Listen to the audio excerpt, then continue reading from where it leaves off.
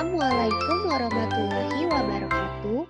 Perkenalkan, nama saya Padia Nadila Sari dengan NIM 2323000003 dari Universitas Islam Negeri Sultan Haji Muhammad Idris, Prodi Pendidikan Islam Anak Usia Dini, semester 3 Pasca Sarjana oleh dosen pengampu Dr. Habib Anwar Al-Ansori MPD. Pada kesempatan kali ini, saya akan mempresentasikan tugas ujian akhir semester 3 mata kuliah Sejarah Peradaban Islam. Melalui video ini, saya berharap materi yang disampaikan dapat bermanfaat tidak hanya sebagai bagian dari tugas akademik, tapi juga sebagai sarana untuk menambah wawasan kita tentang sejarah peradaban Islam yang kaya akan nilai-nilai luhur dan pelajaran berharga. Selamat menyaksikan. Untuk soal yang pertama, kita beragama Islam, salah satunya ialah karena nenek moyang kita juga beragama Islam. Lalu bagaimana nenek moyang kita mengenal Islam? Hal tersebut memicu pertanyaan, bagaimana masuknya Islam ke Indonesia dan Kalimantan Timur, serta apa implikasi pendidikannya. Masuknya Islam ke Indonesia, termasuk ke Kalimantan Timur, adalah proses yang sangat menarik dan penuh nilai sejarah.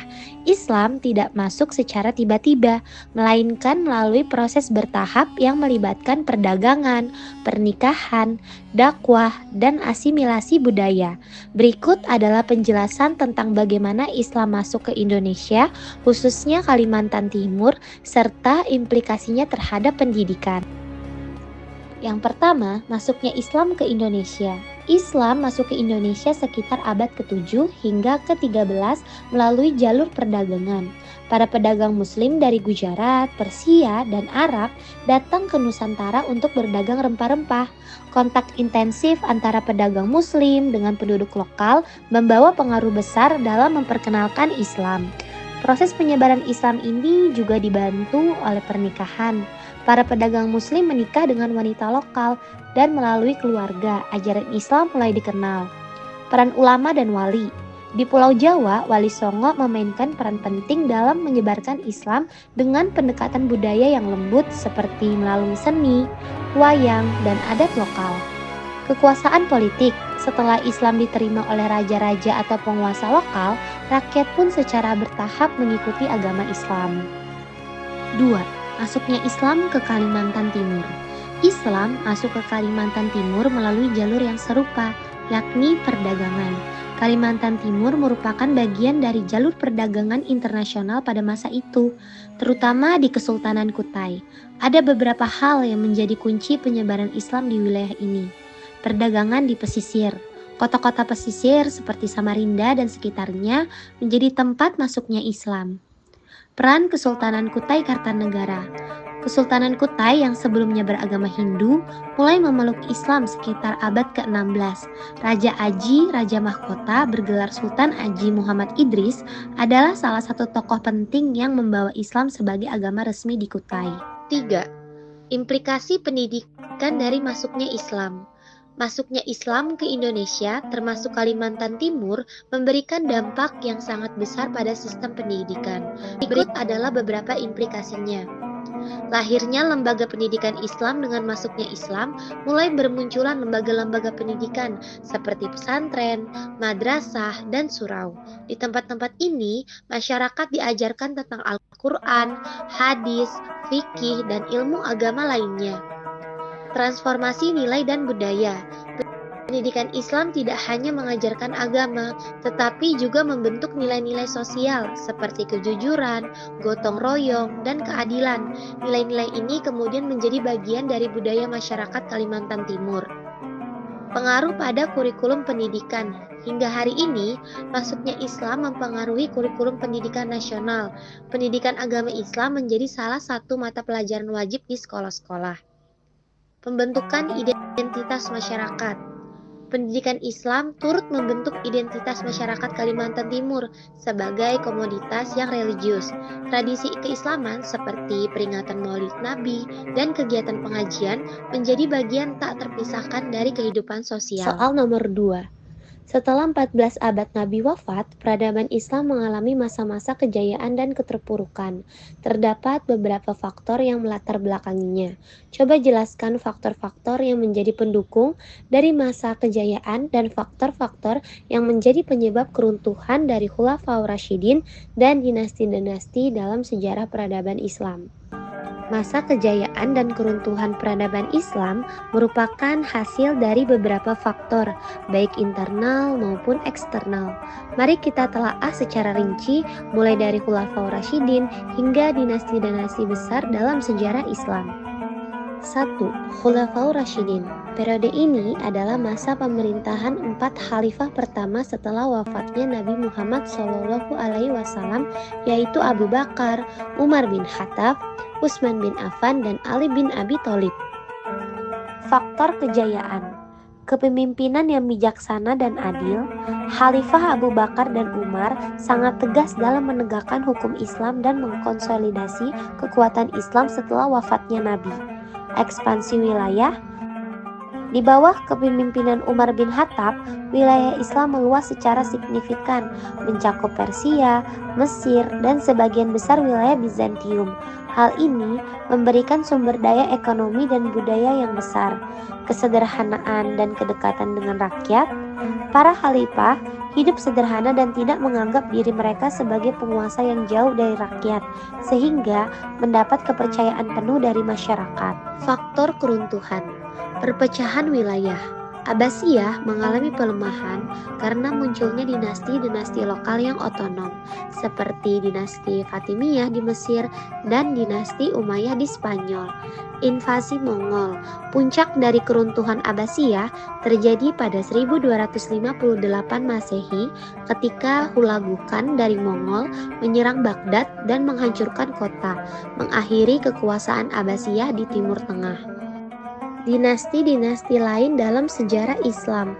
Selain Umayyah dan Abbasiyah, terdapat beberapa dinasti penting lainnya yang mengalami kejayaan dan keruntuhan.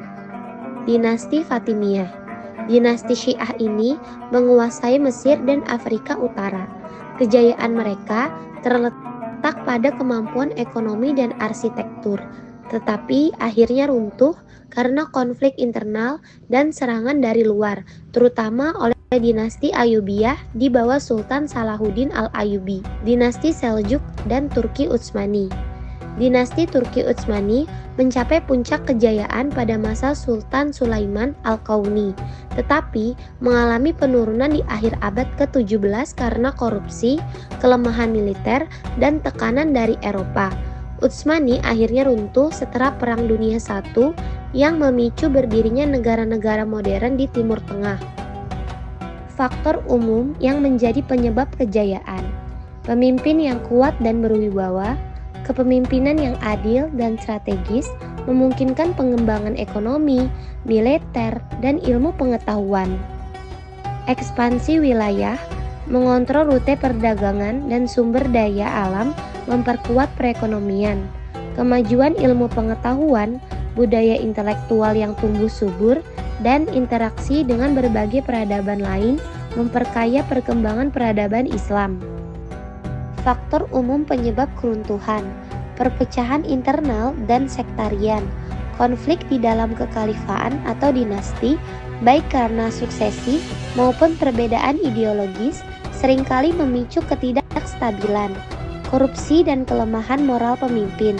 Seiring berjalannya waktu, dinasti-dinasti Islam seringkali menghadapi kelemahan internal akibat gaya hidup mewah dan korupsi di kalangan elit. Tekanan eksternal, serangan dari luar seperti serangan Mongol atau konflik dengan Eropa, perang salib, menjadi faktor eksternal yang mempercepat keruntuhan. Penjelasan ini mencerminkan dinamika yang kompleks dalam sejarah peradaban Islam dengan siklus kejayaan dan keruntuhan yang sangat dipengaruhi oleh kualitas kepemimpinan, interaksi dengan budaya lain, serta stabilitas internal. Soal nomor 3, berdasarkan faktor penyebab keruntuhan dinasti-dinasti dalam sejarah peradaban Islam, apa saja hikmah yang dapat dijadikan pelajaran? Lalu nilai-nilai apa saja yang harus dijunjung tinggi guna menjaga keutuhan dan keberlangsungan NKRI? Jelaskan dengan mengusung konsep modernisasi beragama. Keruntuhan dinasti-dinasti dalam sejarah peradaban Islam. Hikmah, nilai-nilai yang harus dijunjung tinggi, serta implementasinya melalui konsep moderasi beragama. 1. Keruntuhan banyak dinasti, seperti Khulafaur Rasyidin dan dinasti Abbasiyah, diawali oleh perpecahan internal. Hikmahnya adalah pentingnya menjaga persatuan dengan mengutamakan kepentingan bersama di atas ego sektoral. 2. Kepemimpinan yang adil dan visioner. Kezaliman dan ketidakadilan dalam pemerintahan, seperti diskriminasi terhadap kelompok tertentu, menjadi penyebab utama keruntuhan beberapa dinasti. Hikmahnya adalah pemimpin harus adil, bijaksana, dan berpihak pada rakyat. 3. Pentingnya ilmu pengetahuan dan inovasi. Ketertinggalan teknologi dan inovasi menyebabkan kemunduran. Hikmahnya, pendidikan dan penguasaan ilmu pengetahuan harus menjadi prioritas untuk kemajuan bangsa. 4. Bahaya korupsi dan gaya hidup mewah. Korupsi dan gaya hidup hedonis di kalangan penguasa melemahkan legitimasi pemerintahan. Hikmahnya, integritas dan kesederhanaan dalam pengelolaan kekuasaan harus dijaga. 5. Kewaspadaan terhadap intervensi asing. Campur tangan kekuatan asing seperti dalam keruntuhan Ottoman menjadi pelajaran untuk memperkuat kedaulatan negara melalui diplomasi yang cerdas dan pertahanan yang kokoh. Nilai-nilai yang harus dijunjung tinggi dalam menjaga keutuhan NKRI toleransi. 1. Menghormati keberagaman agama, suku, dan budaya yang ada di Indonesia sesuai semboyan Bhinneka Tunggal Ika. Toleransi mencegah konflik horizontal yang bisa memecah persatuan. 2. Keadilan sosial, memberikan perlakuan yang adil bagi seluruh rakyat tanpa memandang perbedaan latar belakang untuk mewujudkan kesejahteraan bersama. 3. Persatuan dan kesatuan, menjaga solidaritas bangsa dengan mengutamakan kepentingan nasional daripada kepentingan kelompok atau pribadi. 4. Gotong royong, semangat kerjasama dengan membangun bangsa seperti yang diajarkan dalam nilai-nilai Pancasila. 5. Moderasi beragama, menerapkan sikap tidak ekstrim dalam beragama, baik dalam bentuk konservatisme berlebihan maupun liberalisme yang menyimpang. Penerapan konsep moderasi beragama untuk menjaga NKRI. 1. Menghindari sikap fanatisme berlebihan. Fanatisme agama yang berlebihan sering menjadi akar konflik. Moderasi mengajarkan umat untuk memahami perbedaan dan menghindari pemaksaan kehendak dalam beragama, mengutamakan dialog dalam menyelesaikan konflik sebagaimana yang dilakukan oleh para pemimpin Islam di masa kejayaan. Moderasi beragama mendorong penyelesaian masalah melalui dialog, bukan kekerasan. 2. Mengintegrasikan nilai-nilai agama dengan nasionalisme. Konsep cinta tanah air, hubul waton minal iman, diajarkan dalam Islam sebagai bagian dari iman. Dengan demikian, menjaga NKRI adalah bagian dari menjalankan ajaran agama, melindungi hak minoritas.